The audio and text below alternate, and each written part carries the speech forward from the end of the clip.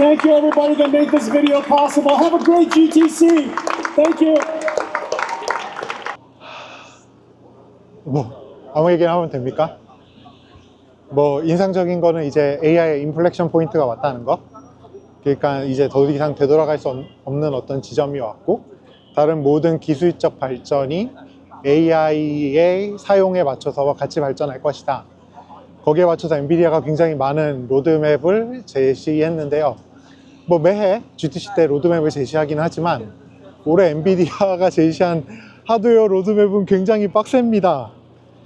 뭐 사실 기존에도 없던 기술들을 모아서 새로운 로드맵을 제시를 꼭 하긴 했는데, 뭐 예를 들면 베라루빈 울트라 같은 경우에 2년 안에 그 단일 칩에 HBM 1TB를 올려야 되는 상황이잖아요.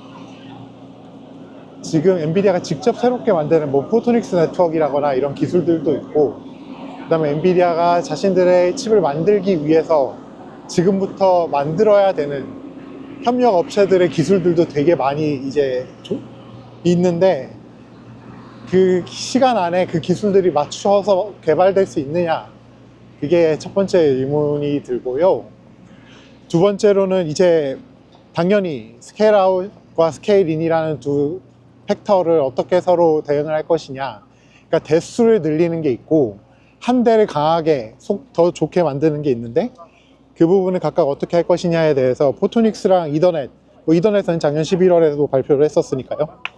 이런 표준 기술과 비표준 기술을 두 가지를 다 어떤 식으로 본인들이 헤게모니를 잡고 갈 거냐에 대한 얘기도 있었죠. 그리고 결국 AI PC랑 컨슈머 컴퓨터, 그리고 프로페셔널용 워크스테이션까지 거의 모든 PC 라인업에도 엔비디아가 진출하겠다라는 걸 약간 돌려서 얘기하기도 했습니다.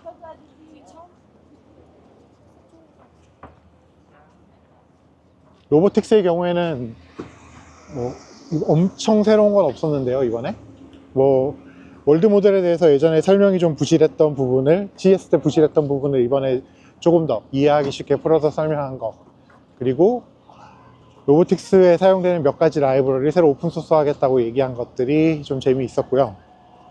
스토리지 쪽에서는 우리가 GPU 다이렉트 스토리지로 알고 있는 이제 스토리지 가속 기능들을 그 단순히 스토리지의 속도를 올리는 게 아니라, 예를 들면 이제 벡터 스토어 같은 그 데이터베이스 기술들을 쿠다로 가속하겠다는 이제 새로운 쿠다X 라이브러리 셋을 하나를 공개를 했고, 그것들을 그 초고속 스토리지 벤더들과 같이 협업을 해서 빠른 시간 안에 함께 공개하겠다, 뭐 이런 로드맵을 같이 제시를 했는데요.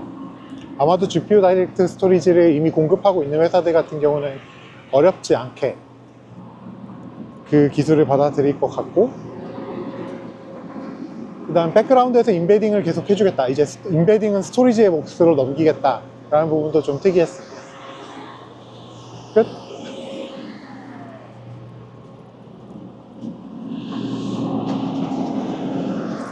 하세요.